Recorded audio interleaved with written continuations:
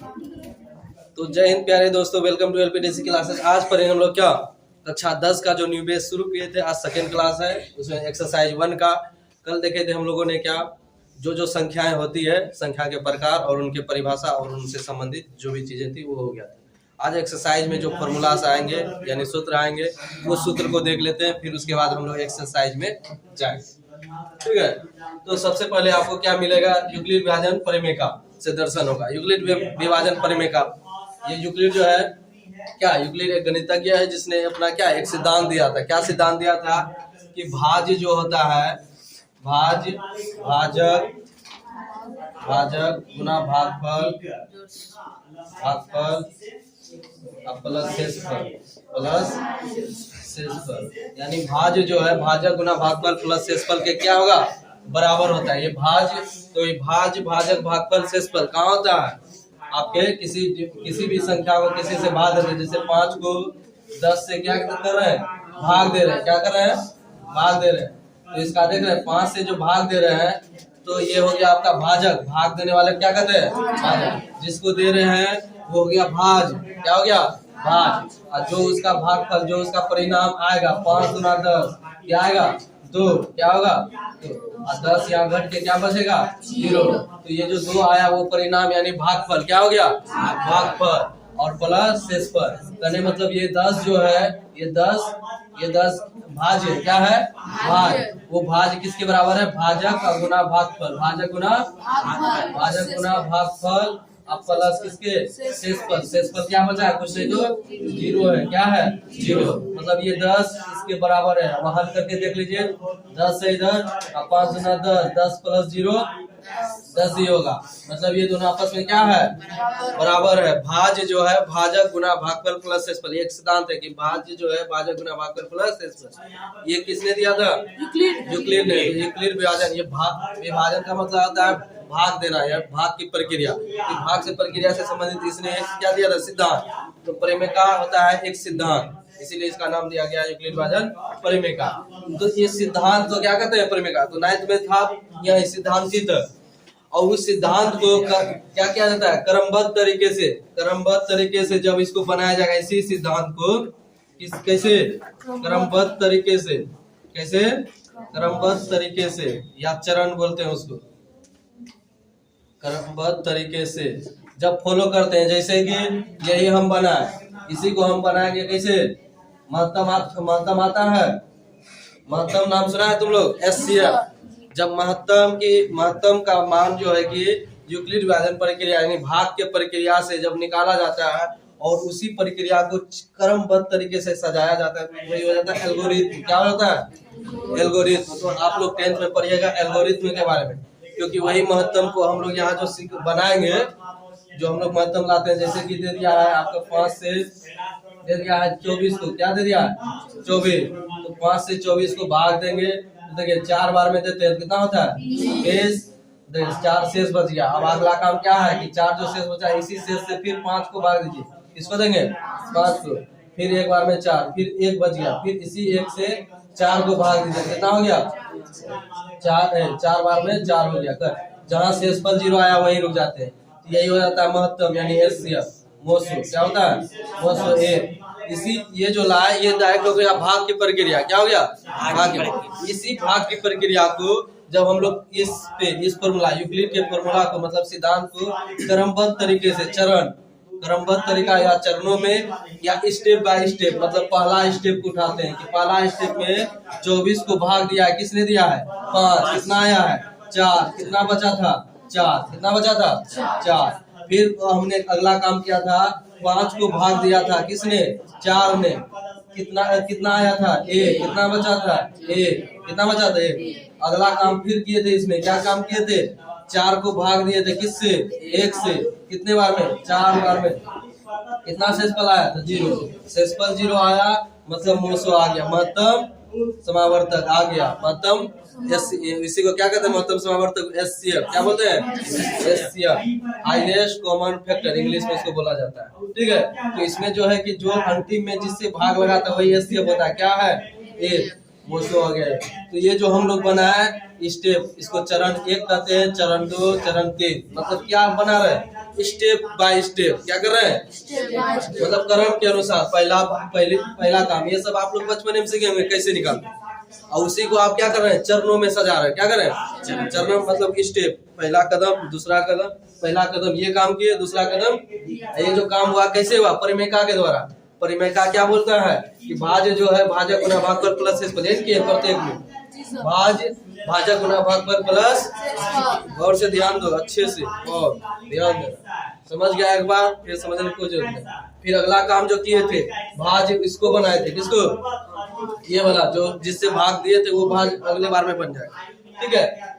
तो उसको दिए थे किससे, जो शेषफल बच गया था, जो शेषफल कितना आया था, एक, बचा कितना था, एक, बचा कितना था। तो ये जो दिखा रहे हैं फिर इसी फॉर्मूला में दिखा रहे हैं, तो हम लोग फॉर्मूला उसी को ले रहे हैं, सिद्धांत एक ही है, लेकिन उसको हम क्या कर रहे हैं, क्रम बाय क्रम, मतलब कि चरणों में सजा के, और अंत में हम लोग मोसो निकाल रहे हैं। क्या निकाल रहे हैं, मोसो निकाल रहे हैं। तो यही तरीका क्या है, यूक्लिड विभाजन एल्गोरिथम में, यही तरीका क्या है, यूक्लिड विभाजन, समझ गए।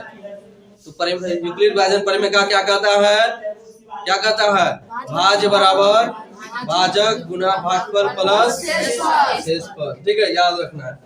इसको मिटा दे, क्या था, ये था परिमेय का फॉर्मूला, समझे।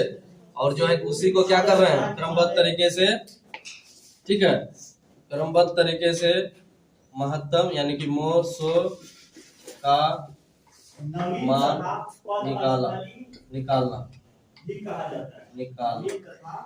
इसी प्रक्रिया से होता है। एल्गोरिथम की प्रक्रिया से क्या होता है, मोसो को निकाला जाता है। कैसे, क्रमबद्ध तरीके से। कैसे, क्रमबद्ध का मतलब समझ गए, स्टेप बाय स्टेप, ठीक है। पहला चरण क्या होगा, दूसरा, उसके बाद क्या होगा, तीसरा क्या होगा, ठीक है। अब आते हैं हम लोग एलसीएम और एचसीएफ। तो एलसीएम और एचसीएफ क्या निकालते हैं, संख्याओं से निकलता है। जैसे 2 संख्या हो गया, 3 संख्या, पता है ना, 10 और 20 का एलसीएम क्या होगा, 10 और 20 का एलसीएम क्या होगा, या 20-30 का एलसीएम निकालिए, 16-32 का एलसीएम निकालिए। तो इस तरह से हम लोग फैक्टर विधि से करते हैं। कैसे करते हैं, फैक्टर सुनना है, गुणनखंड नहीं सुना है, गुणनखंड ये जो करते हैं, 10 का गुणनखंड क्या होगा, 2, 5, 5 से 1, ठीक है। 20 का क्या होगा, 2 से 10, 2 से 5, 5 से 1, जिसका कॉमन मिल रहा है, हाईएस्ट कॉमन, वो एचसीएफ हो जाता है। 2 और 2 दोनों में है, तो 2 हो गया, 5, 5 दोनों में है, 5 हो गया, वाह। तो 2 और 5 क्या हो गया, एचसीएफ हो गया। 2 और 5 क्या हो गया, एचसीएफ। 2 पंचे 10, 10 का एचसीएफ का मान हो गया था। तो हम लोग 2 संख्या 3 संख्या के बीच में एचसीएफ निकाले हैं। तो एचसीएफ और एलसीएम क्या कहता है, देखिए, तो एचसीएफ और एलसीएम, एचसीएफ क्या होता है, एचसीएफ और एलसीएम से संबंधित है फॉर्मूला। तो जब हम एचसीएफ और एलसीएम निकालते हैं संख्याओं के बीच, क्या निकालते हैं, तो क्या होता है, दो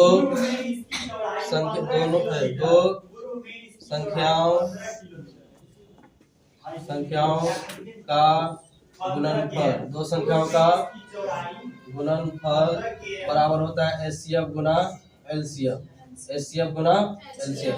यदि हम एचसीएफ और एलसीएम को गुना करते जो मान आएगा, जैसे हम लोग अभी 10 और 20 का एलसीएम कितना लाए थे, एचसीएफ 10, एचसीएफ कितना आया था, 10-20 का, 10-20 का एचसीएफ कितना आया था, एचसीएफ 10-20 का देखो कितना आया था, 10, इसका 10 आया, एलसीएम कितना आएगा, 10 गुना 20। तो देखो एचसीएफ गुना एलसीएम क्या है, एचसीएफ गुना एलसीएम, एचसीएफ 10 गुना एलसीएम 20 बोल रहा है। दोनों संख्या गुना कर दो तो ये इसके बराबर हो जाएगा, किसके बराबर, इसी के बराबर हो जाएगा। देखो दोनों संख्या क्या है, यही ना है, 10 गुना 20, ये तो क्या 10 गुना 20, 10 गुना 20 बराबर होगा कि नहीं होगा, वाह। तो कहने का मतलब जो संख्या का हम लोग एचसीएफ लाते हैं वो संख्याओं का गुना और दोनों संख्याओं के एचसीएफ एलसीएम के गुना के बराबर होता है, ठीक है। तो इससे फॉर्मूला, जैसे संख्या को मान लेते हैं, माना कि वो संख्या क्या है, ए और बी है, ए और बी है, पहली संख्या ए है, दूसरी संख्या क्या है, मान लेते हैं सपोज, तो ए और बी है, तो क्या हो जाएगा, ए गुना बी, फॉर्मूला शॉर्ट में लिख देते हैं, ए गुना बी बराबर हो जाएगा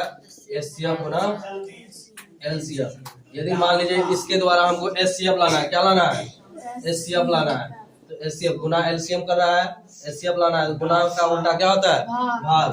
तो ए गुना बी बटे हो जाएगा एलसीएम, एचसीएफ लाएंगे तो एलसीएम से भाग देंगे उसी संख्या।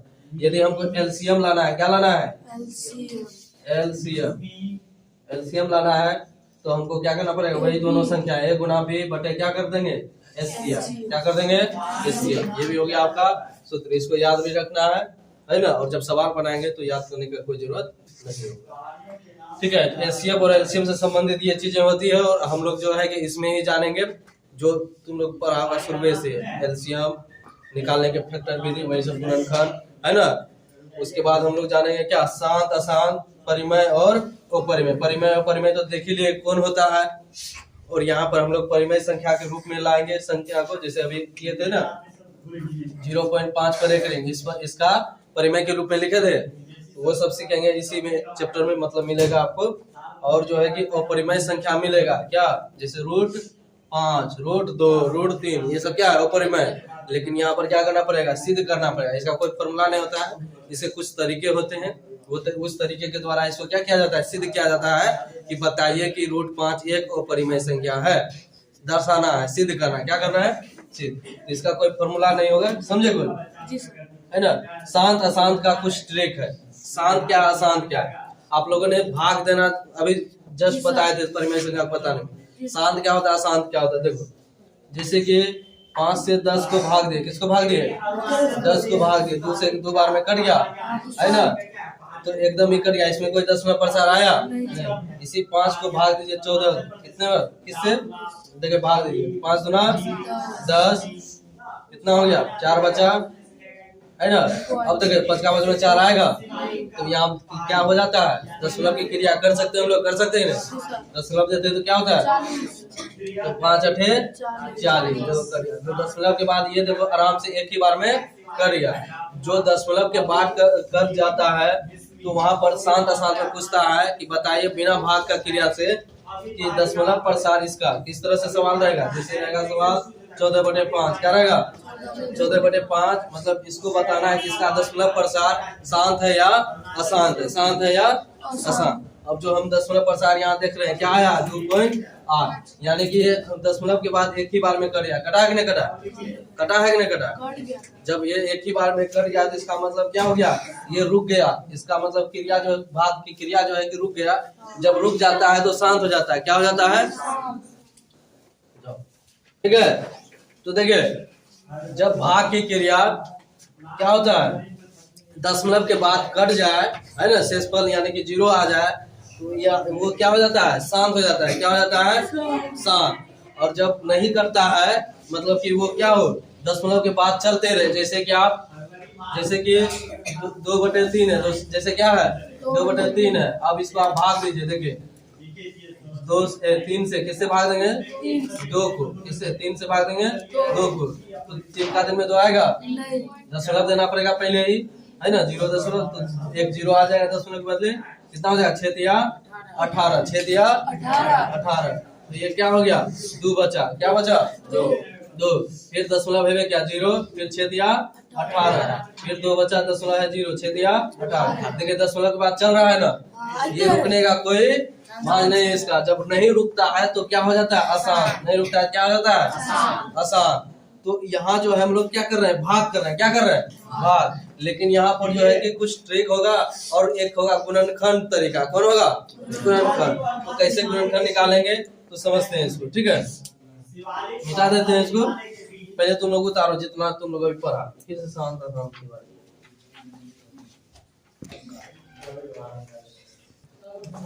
ठीक है, तो देखिए शांत और अशांत। तो शांत अशांत किस तरह से आपको सवाल में मिलेगा कि बताना होगा कि दशमलव प्रसार उसका क्या है, शांत है या अशांत है। लेकिन भाग के तरीके से नहीं, तो तरीका क्या होगा, वो तरीका होगा गुणनखंड। क्या तरीका होगा, गुणनखंड तरीका। तो गुणनखंड जानता है ये सब, जैसे 8 का गुणनखंड क्या हो गया, 2 से 4, 2 से 2, 2 से 2, 1 हो गया। तो यही हो गया उसका गुणनखंड, 2 2 2, 2 गुना 2 गुना 2, 8 का गुणनखंड। तो इसका गुणनखंड तो किसका निकालेंगे, तो देखेंगे कि यानी कि जो सवाल रहेगा किस रहेगा, भिन्न के रूप में रहेगा। कैसे रहेगा, जैसे 15/8 कैसे रहेगा, 15/8। तो 15/8 में 15 को क्या कहते हैं, अंश या हर, अंश। नीचे वाला क्या कहते हैं, हर। तो जब हर का गुणनखंड, यहाँ पर जब हर का, सिर्फ हर का गुणनखंड किसका करेंगे, हर का गुणनखंड क्या हो, 2n के रूप में हो, या 5n के रूप में हो, या 2n गुना 5n के रूप में हो, तो ये हो जाएगा आपका क्या, शांत। अब ये नहीं समझा कि क्या बोल रहे हैं ये 2n का मतलब जैसे हम लोग लाए हैं, ये क्या लाए, 8 का क्या लाए हैं 2 गुना 2 गुना 2 कितना हो गया? के बार 2? 3 बार। तो 2 पर पावर कितना हो गया? 3। इसका हर का गुणनखंड कितना हो गया? 2 पर पावर 3 के रूप में। किस रूप में है? 3 n का मतलब हो गया कुछ भी, पावर में क्या कुछ भी हो सकता है। तो जब 2 पर पावर n के रूप में दिख रहा है तो मतलब इसका दशमलव प्रसार क्या होगा? शांत होगा का शांत होगा? शांत होगा, क्योंकि ये तो दिख रहा है 2 पर पावर n के रूप का है। या मान लीजिए इस तरह से रहेगा, जैसे रहेगा 16/25 16/25 हमको बताना है। तो नीचे क्या है? हर में 25 का गुणनखंड करेंगे तो क्या होगा? 5 गुना 5। 25 का गुणनखंड 5 गुना 5। तो 5 गुना 5 किस रूप में लिख सकते हैं? 5 का स्क्वायर। तो इस रूप में दिख रहा है। क्या दिख रहा है? क्या दिख रहा है आपका? नहीं दिख रहा है। क्या दिख रहा है? 5 पर पावर n के रूप में ना है, पावर 2 है। तो इसका क्या हर का गुणनखंड किस रूप में है? 5 पावर n के रूप में है। तो शांत होगा ये। अब इसको कैसे पता करेंगे शांत है? तो प्रूफ के लिए घर में भाग देना 25 से 16 को, या 15 से 8 से किसको? 15 को। तो दशमलव के बाद भी जाके क्या होगा? कट जाएगा, कहीं ना कहीं क्या होगा? यानी शेषफल 0 आ जाएगा। शेषफल क्या होगा? 0 आ जाएगा। ठीक है। अब जैसे कि अब देखिए, जैसे कि आपके पास रहेगा 2 है ना, 2/20 है। 2 क्या है? 20 है। तो नीचे क्या दिख रहा है? 20। नीचे क्या दिख रहा है? 20। तो 20 से 20 का गुणनखंड निकालें। 20 का गुण बोला है ना, गुणनखंड। तो गुणनखंड देखिए 2 गुना 2 गुना 5 2 गुना 2 गुना 5। तो देखिए 2 पर पावर कितना हो गया? 2 और 5 पावर कुछ नहीं तो क्या होगा? 1। तो ये किस रूप में दिख रहा है? इस रूप में दिख रहा है 2 पर पावर n और 5 पावर n के रूप में। ठीक है। तो ये 2 पर पावर n और 5 पावर n के रूप में दिख रहा है। मतलब ये जो है इसका दशमलव प्रसार क्या होगा? शांत होगा। क्या होगा? शांत होगा। अब देखिए जैसे कि रहेगा आपके पास, जैसे रहेगा 5 जैसे रहेगा आपका 9/30 9/30। तो यहाँ 30 का गुणनखंड करेंगे। क्या करेंगे यहाँ पर? 30 का गुणनखंड। 30 का गुणनखंड होगा 2 गुना 3 गुना 5 2 गुना 3 गुना 5। अब देखो खेला होगा यहाँ, 2 तो दिख रहा है, 2 तो दिख रहा है, 5 भी दिख रहा है, लेकिन बीच में क्या आ गया? 3। तो बताओ ये फॉलो के विरुद्ध हो रहा है। मतलब जो ट्रिक है उसके विरुद्ध जा रहा है। मतलब 2 है 5 होना चाहिए, यहाँ 2 5 के साथ साथ क्या आ रहा है? 3। तो मतलब इसका दशमलव प्रसार अशांत हो जाएगा। क्या हो जाएगा? अशांत। क्योंकि ये तो भाई इस पे जा ही नहीं रहा है। और नहीं यकीन हो तो इसको भाग देके एक बार चेक इन कर लेना। क्या करना? 30 से 9 को भाग देना। 30 से 9 को, तो इसका दशमलव प्रसार क्या होगा? चलते रहेगा चलते रहेगा चलते रहेगा चलते रहेगा, रुकवे नहीं करेगा। ठीक है, समझा खुद? तो ये हो गया अशांत। अशांत में क्या हो जाएगा? जब हर का गुणनखंड है ना, जब हर का गुणनखंड इस रूप में न दिखे, इस रूप में न दिखे तो हो गया। मतलब कि ये वाला रूप में न दिखेगा तो हो गया आपका क्या? वो अशांत हो जाएगा। क्या हो जाएगा? बस इतने सा ट्रिक है। मतलब याद रखना है किसको? शांत को। किसको याद रखेंगे? शांत को। अशांत अपने आप हो जाएगा। मतलब इस रूप का नहीं है तो अशांत है। क्या है? अशांत। जैसे कि कोई संख्या परिमेय नहीं है तो क्या होगा? अपरिमेय। कोई संख्या परिमेय नहीं तो क्या होगा? अब कोई संख्या अपरिमेय नहीं तो क्या होगा? परिमेय। जैसे √16 ये अपरिमेय है ही ये नहीं तो क्या है? परिमेय है। अब √5 परिमेय, इसको कह ही नहीं सकते तो क्या कहेंगे? तो उसी तरह से जब शांत नहीं रहेगा तो क्या होगा? मतलब इस रूप का नहीं आ रहा है हर का गुणनखंड तो क्या हो जाएगा? अशांत हो जाएगा। क्या हो जाएगा? अशांत। तो शांत और अशांत का इतना ही काम है। जब हम लोग इस लास्ट चैप्टर में आएगा ये शांत अशांत, मतलब कहाँ सबसे पहले लास्ट में 1.4 में आएगा। ठीक है, तो इतना जानकारी होना जरूरी था ताकि आपको अध्याय जब पढ़ेंगे इसमें कोई कंफ्यूजन किसी प्रकार का नहीं होगा। ठीक है, तो आज का क्लास यहीं तक आप लोग उतार लीजिए। यदि पिछला क्लास छूट गया है तो उसको डिस्क्रिप्शन बॉक्स में जाके देख लीजिए।